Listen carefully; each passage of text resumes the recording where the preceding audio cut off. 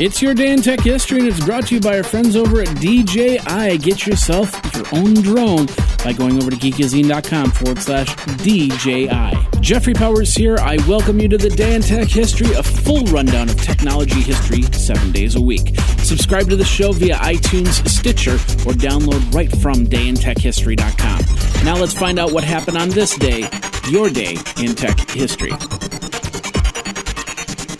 June 6th. Thomas Alva Edison was issued the patent for his filament and process of incandescent lamps. 1902, Scottish chemist Professor James Dewar exhibits air in the solid state and a jet of liquid air rising 6 feet above it, which with beautiful effects, before the Prince and Princess of Wales. 1933, the first drive-in movie theater was opened on a 10-acre site off Wilson Boulevard in Camden, New Jersey, by garage owner Richard Hollingshead. 1969, the first internet connection was established when network control protocol packets were sent from the data port of one IMP to another. 1971, the first space station flight Soyuz 11 was launched on a mission to Salyut 1 by the USSR. 1975, Atari introduced the anti-aircraft coin-operated arcade game.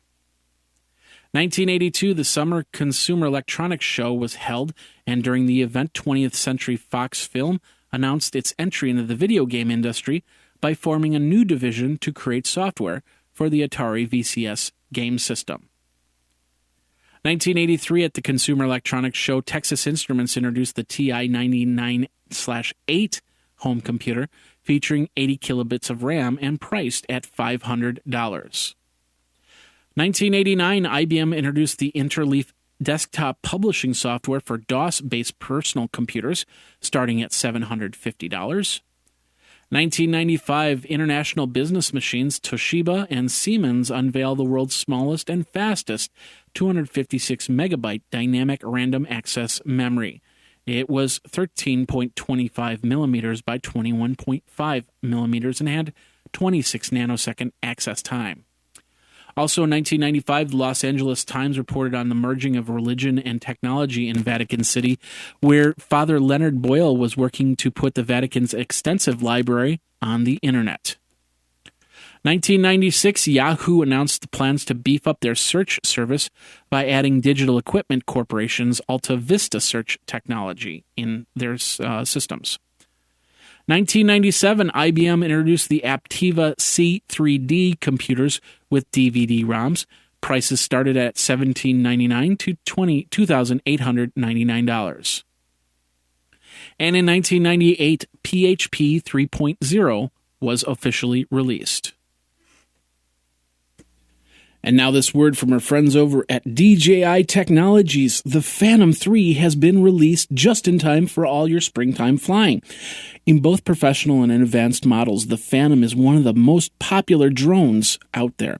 And it can make you feel like a kid again, just like when you got your first RC car years ago.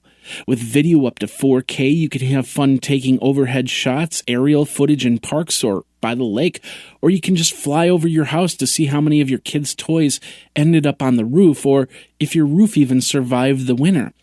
I encourage you to go over to geekazine.com/DJI so you can get free shipping on that DJI Phantom, and it supports the Day in Tech History. Then go out to the park and have a ton of fun. Geeky fun with DJI.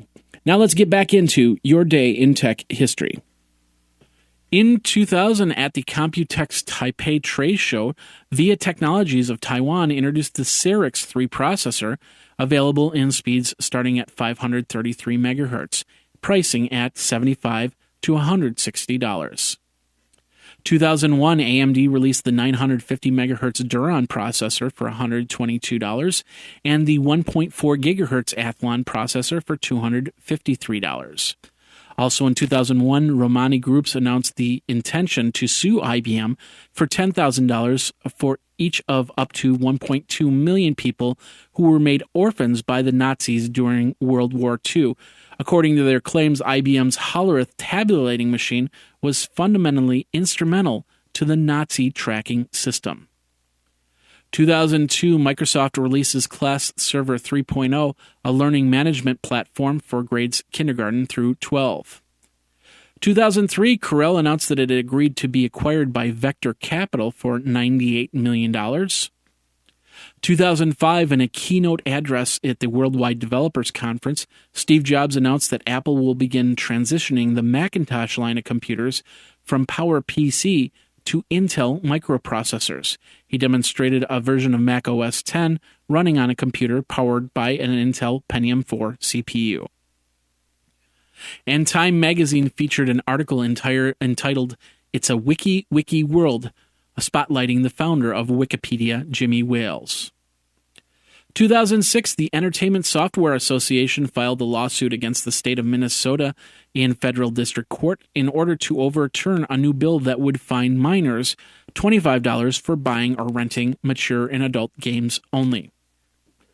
And Hewlett-Packard announced that it would acquire Silverwire Holding AG, a commercial digital photography solution and software provider with a strong presence in the retail photo market. 2008, Yahoo launched SearchMonkey. Amazon suffered a major e-commerce outage. It lasted 2 hours, and the cause was muddled by jargon from Amazon.